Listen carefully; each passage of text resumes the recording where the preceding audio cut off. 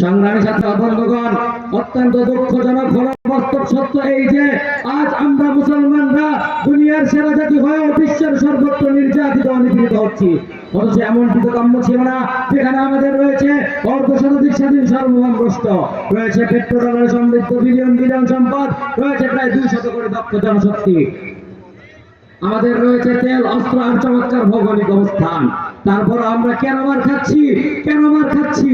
জি হ্যাঁ, আমি বলবো এবং ব্যর্থহীন কণ্ঠে বলবো, আমাদের এই চরম দুর্গতির অন্যতম প্রধান কারণ আমরা মহানবী সাল্লাল্লাহু আলাইহি ওয়াসাল্লামের জিহাদি জীবনের আদর্শ ত্যাগ করেছি।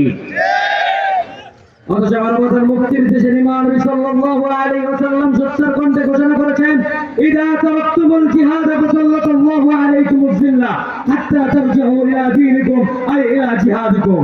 অর্থাৎ যখন তোমরা জিহাদ ছেড়ে দিবে তখন আল্লাহ তাআলা তোমাদের উপর লাঞ্ছনা অবমাননা চাপিয়ে দিবেন। এই নির্যাতন ততক্ষণ পর্যন্ত চলতে থাকবে যতক্ষণ না তোমরা এই দিনের প্রতি তথা এই জিহাদের প্রতি পুনরায় ফিরে আসবে।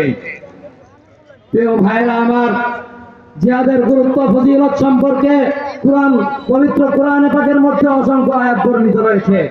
এক জায়গায় বলা হয়েছে, ওয়াকতুলুহুম হাইসু সাকিফতুমুহুম ওয়া আখরিজুহুম মিন হাইসু আখরাজুকুম।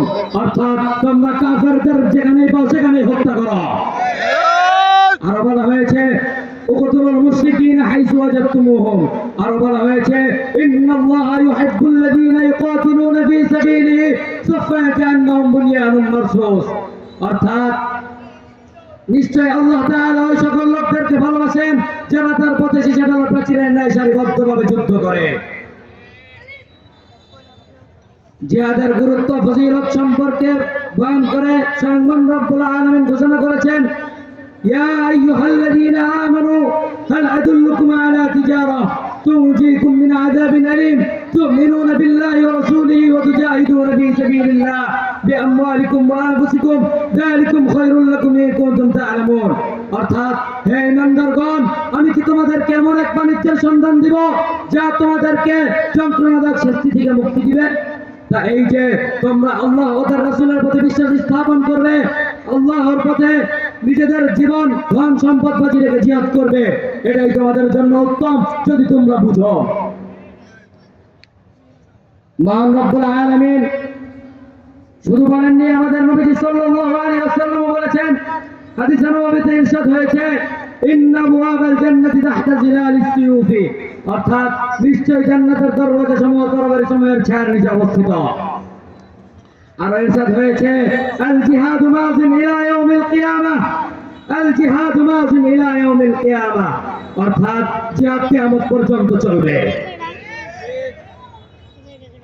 ওই জিহাদি কাফেলার সৈনিকেরা আমাদের প্রিয় নবীজি সাল্লাল্লাহু আলাইহি ওয়াসাল্লাম শুধু কথার ফুলঝুরি ধরেননি, বরং আল্লাহর জমিনে আল্লাহর বিধান বাস্তবায়ন করার জন্য 23টি মতান্তরে 27টি যুদ্ধে সশরীরে এবং 44টি সারিয়া প্রেরণ করে জীবন জিহাদের বাস্তবায়ন করেছেন। এমনই ভাবে সাহাবায়ে কেরামকে জিহাদের প্রতি উদ্বুদ্ধ করে এই মহিমান্বিত কাজের প্রতি অদম্য স্পৃহা প্রকাশ করে শাহাদাতের লোভনীয় আগ্রহ প্রকাশ করে নবী উসাইদ ঘোষণা করেছেন, ওয়াদিতুহুম ওয়াকাতালা ফী সাবিলিল্লাহ সুম্মা আহইয়া সুম্মা কাতালা সুম্মা আহইয়া সুম্মা কাতালা।